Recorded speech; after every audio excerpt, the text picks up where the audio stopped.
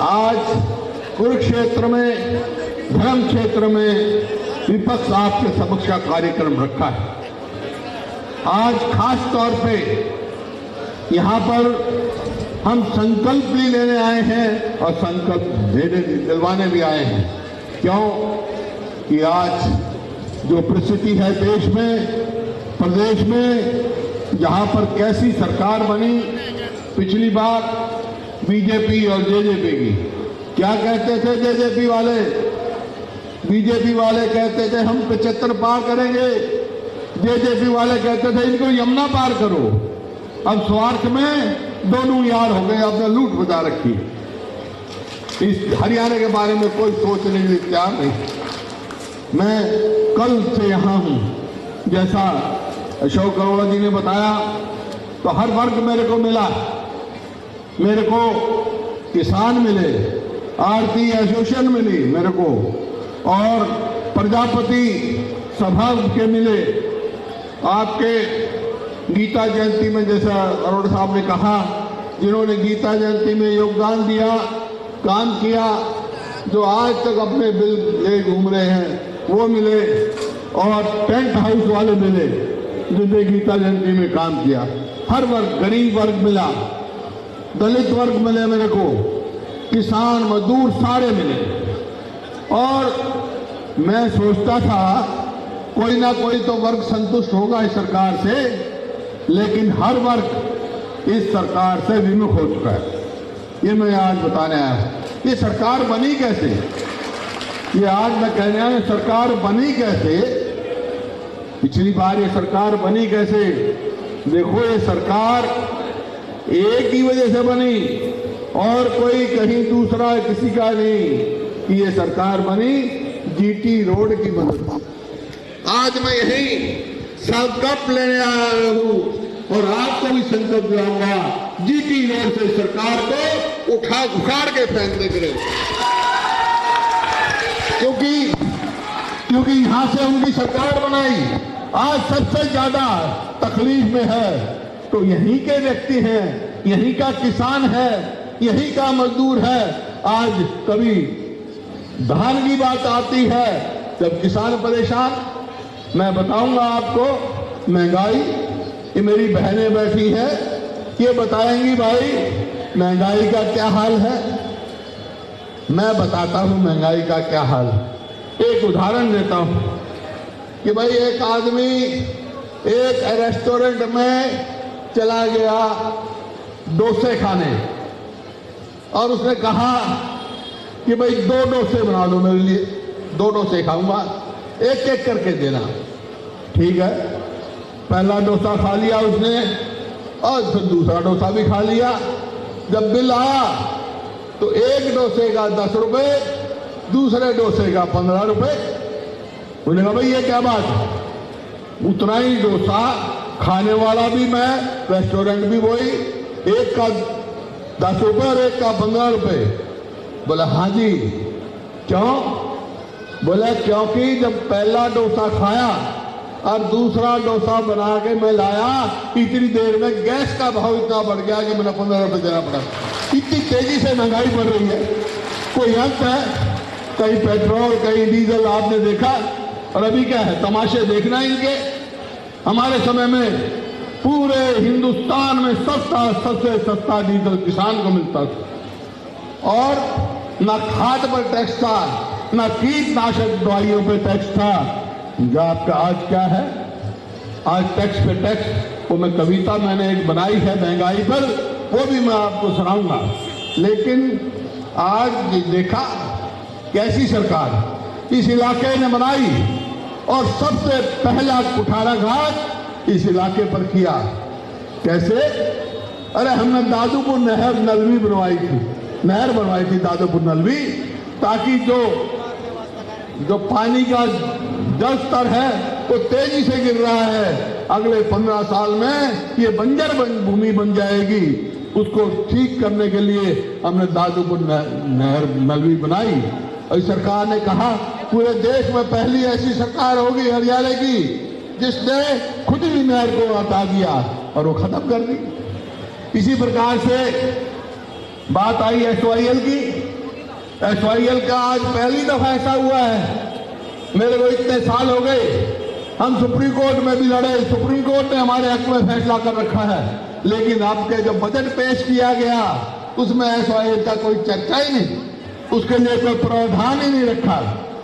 तो क्योंकि इनको सरकार को कोई जनहित का कोई ख्याल नहीं है। अरे यहां पर बेरोजगारी कितनी बढ़ रही है। आज पूरे देश में बेरोजगारी में हरियाणा प्रदेश नंबर 1 है और नौकरियां किस प्रकार से बिक रही हैं। आप एसएस कमीशन का देख लो, चेयरमैन या HPSC में देख लो, करोड़ों रुपए पकड़े गए। भ्रष्टाचार की तो कोई अंत ही नहीं है। नौकरियां जैसे परचून की दुकान में परचून बिकता है ना, कितने पैसे दो इतनी नौकरी लो।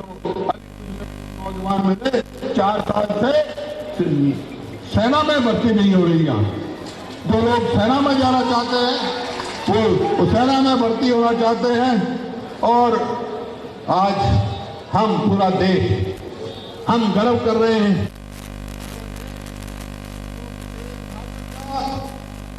400वां वो मना रहे हैं, पर्व मना रहे हैं, उत्सव मना रहे हैं। अभी मीटिंग बुलाई थी चंडीगढ़ में, मुख्यमंत्री जी ने, खट्टर साहब ने, सभी दलों को बुलाया, मैं भी गया था। तो मैंने एक सुझाव रखा कि उनका त्याग, उनकी तपस्या गुरु तेग बहादुर की आगे जाने वाली पीढ़ी में क्या जाएगी, कैसे जाएगी। एक दिन तो हम जलसा कर देंगे बड़ा, लेकिन बाद में वो जब ही जा सकती है गुरु तेग बहादुर के नाम से। कुरुक्षेत्र जैसी जगह जहां पर 10 गुरु आए, यहाँ पर मेडिकल कॉलेज सरकारी क्षेत्र में बनाया जाए, या जहां गुरु तेग बहादुर गए वहां बनाया जाए, ताकि आने वाली पीढ़ी याद रखे, उनकी हिस्ट्री लिखी जाए, कितने कुर्बानियां उन्होंने दी, कैसे कहां से पैदल चल के गए, वहां से धमतान साहब से लाखन बाजरा होते हुए दिल्ली पहुंचे। और वहां आपको सारा इतिहास बताया, ज्यादा इतिहास बताने की जरूरत नहीं। तो हमारे को आज जरूरत है, जिस भावना से तेग बहादुर ने अपनी शीश बलि किया, आज देश बचाने के लिए हम सबको जो है हर संघर्ष के लिए क्या होना पड़ेगा। आज देश की हमारी प्रजातंत्र खतरे में है। आज हमारा देश चारों तरफ से घिरा हुआ है, तो हम सबको एक होके लड़ाई लड़नी पड़ेगी।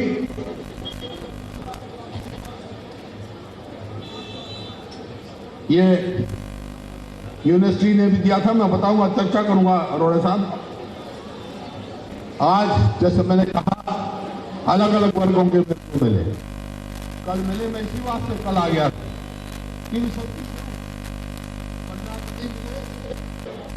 जो उनकी जमीन होती, जो फैसला किया था, उनको अभी तक कोई वो नहीं दिया गया। उन्होंने फैसला किया था जो प्रजापति हैं, जो पर सालों सालों से बर्तन बनाते हैं और काम करते हैं मिट्टी का, उनको उनके नाम उनको अधिकार दिया जाए, उनको नहीं दिया गया। बहुत सारे जो बूटीदार और ऐसे थे, उनको अधिकार नहीं दिया गया। ब्राह्मणों के लिए हमने किया था, जो पीढ़ी दर पीढ़ी है, उनको थोड़ा सा देके वो बंद कर दिया गया। ये है। फिर आपका अनाज मंडी से मिले, अनाज मंडी एसोसिएशन मिली, उन्होंने क्या बताया कि 2 साल 3 साल पहले हमारा ब्याज काटा था, अब ब्याज किस अकाउंट में गया, ना किसान के पास गया ना हमारे पास आया। अरे अजीब बात। जो एक तरीका देखो क्या बना है, जो मंडी है ना हमारी, पीपली है, आपकी थाने तक जितनी मंडियां हैं, पहले सफाई, मंडी की सफाई करना उनकी जिम्मेवारी थी, मंडी के जो भी थे सेक्रेटरी वगैरह। अब क्या कर रखा है, ठेका दे रखा है। पीपली से पानीपत एक ही आदमी को वो कभी नजर नहीं आता। अब आलू आएगा मंडी में, सारा मंडी कभी साफ देखी आपने? अब देखना आप मंडी में, मंडी का क्या हाल है आपके सामने मैं दिखा रहा हूं। और किसान का जैसे मैं जिक्र कर रहा था, इसी प्रकार से इनका किया। एक जो जिक्र किया अरोड़ा साहब ने, एक अमीश गुप्ता मेरे को मिले, उनका नाम अन्नपूर्णा डाइट के नाम से वो कोई चाय की दुकान चलाते होंगे या छोटा मोटा काम करते होंगे। 19 में 3 सितंबर 19 को दिसंबर 2019 को उन्होंने जो गीता जयंती मना रहे थे, जिसका मतलब सिर्फ राजनीतिक लाभ उठाने का, उनका प्रचार करने का था, उसमें उस गरीब आदमी ने सबके लिए, पत्रकार भी थे उसमें, नेता भी थे और भी थे, सबके लिए खाने का इंतजाम किया। 12,60,000 उसका बिल है, आज तक पूछा भी नहीं। उसने हाथ जोड़कर मेरे को कहा, अगर ये सरकार मेरा नींद देना चाहती, दे सकती, तो मेरी 3 लड़कियां हैं, मैं हाथ जोड़ के कहता हूं मेरे को इच्छा मृत्यु की इजाजत दी जाए। इससे ज्यादा क्या है? मेरा दिल दहल गया, मेरा दिल दहल गया। ये सरकार ऐसी है। इसी प्रकार से टेंट हाउस वाले मिले, बोला हमारा बिल बाकी है, हमारा बिल नहीं दिया जा रहा। ये देख ले, किसान मिलते हैं। किसान का आपने देखा, जब अब गन्ने की बिजाई चल रही है ना, तो डीएपी क्या हो रहा है? ब्लैक में बिक रहा है, 200 रुपए कट्टा ब्लैक में बिक रहा है। और पोटाश 1180 से लेकर 1800 रुपए तक बिक रहा है, जो कि कुल उसकी कीमत कुछ भी नहीं होनी चाहिए। और जो सूरजमुखी का बीज है, वो बिहार से 10,000 रुपए का कट्टा खरीद के ला रहे हैं, जिसकी कीमत कुल 1200 रुपए होनी चाहिए। तो सरकार ने बंद कर दिया। देख रहे कहां से कैसे खाएगा। इससे ज्यादा भ्रष्ट सरकार, मैं पवित्र भूमि पर कह रहा हूं, इससे ज्यादा भ्रष्ट सरकार कभी आई नहीं। ठेके भी एक को सड़क अरोड़ा साहब बोले, सुबह आए मेरे पास, कहने लगे चलो सैर कराते हैं। मैं चलो भाई पार्क में चलो। तो पार्क में जब लेके गए सड़कों से, अरे गड्ढों में सड़क थी, सड़क में गड्ढे नहीं, गड्ढों में कहीं कहीं सड़क दिख रही थी। इतना बुरा हाल, कोई सड़क की रिपेयर नहीं। अरे क्या बात, ऐसा अजीब हो गया। स्कूल में जाओ तो वहां मास्टर नहीं दिखता, कोई मास्टर। स्कूल में जाओ मास्टर नहीं, दफ्तर में जाओ कर्मचारी नहीं, अस्पताल में जाओ तो डॉक्टर नहीं। भाई सरकार का फिर कहो कि भाई अस्पताल बना दो। कितने ही कॉलेज जो है जिनकी बिल्डिंग नहीं, अनाउंस कर देते हैं, जब कहते ये बिल्डिंग बना दो, अस्पताल बना दो, तो खजाना खाली है। कर्जा बढ़ाओ। कर्जा कितना हो गया? जब 2014 में 13 का हमने बजट पेश किया, 66 में हरियाणा बना था, 60,000 करोड़ कर्जा था। जब आज ये सरकार राज्य सरकार के लिए इनके बनी, 14-15 का इन्होंने किया, तो 70,000 करोड़ कर्जा था, जिसमें हमने वो भी बनाए, पावर हाउस भी बनाए, इतनी कॉलेज बनाई, यूनिवर्सिटी बनाई। और अब कर्जा कितना हो गया? 2.5 लाख करोड़ 7 साल में। क्या कहा भाई तुमने इस पैसे का? कोई बताओ तो सही। कोई कुरुक्षेत्र में, धर्म क्षेत्र में मैं खड़ा हूं, मैं निंदा का वो नहीं हूं, लेकिन मैं खुली छूट देता हूं, पत्रकार भी हैं। कोई भाई एक काम बता दो जो तुम्हारे को दिखाई दे रहा हो विकास का हो रहा हो, एक काम बता दो। हैं? ठेके खोले, ठेके उम्र घटा दी, जवान की उम्र घटा दी, पढ़ा तो सकते नहीं, ठेके खुलवा दो। क्यों? तो ये आपके सामने है आज सारी बातें। इतना बुरा हाल आपने देखा कि किसान, मजदूर, गरीब आदमी। देखो हमने अपने कार्यकाल में 3,82,100 गज के प्लॉट दिए गरीब आदमियों गांव में। इनमें एक दिया हो तो बता दो, एक दिया हो। बल्कि गरीब आदमी जो छात्रवती थी उस पर भी रोक लगा दी। अरे धान खरीदो, धान में घोटाला, शराब का घोटाला, नौकरियों का घोटाला, कह देंगे हमने SIT बिठा दी, लेकिन रिपोर्ट किसी की नहीं आई। कोई बड़ी मछली कोई नहीं पकड़ी गई, छोटी छोटी मछलियों को अंदर कर रहे। अरे जहां से जड़ है उनको पकड़ो ताकि हो। तो मेरे कहने का मतलब है कि हरियाणा आज बिल्कुल हर वर्ग परेशानी में है। इसी वास्ते मैं कुरुक्षेत्र में आया और ये कहने आया, आपसे आशीर्वाद लेने आया हूं इस भूमि से कि इतने मेरे को हमारे को इतनी ऊर्जा दे ये भूमि, आप इतना आशीर्वाद दो कि सरकार को उखाड़ फेंकने के लिए हम अपना आह्वान शुरू करें। इस सरकार को उखाड़ने का आंदोलन शुरू कर दे भाई, हाथ खड़े करके बता दो।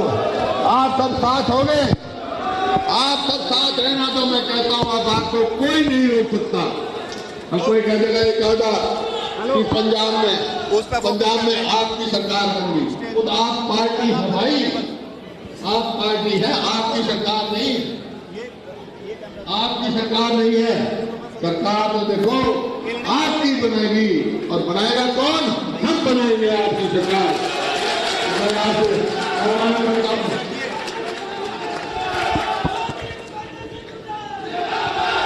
बातें तो सरकार की कितनी कह दो, लेकिन मैं एक ही बात आखिर में कहने जा रहा हूं।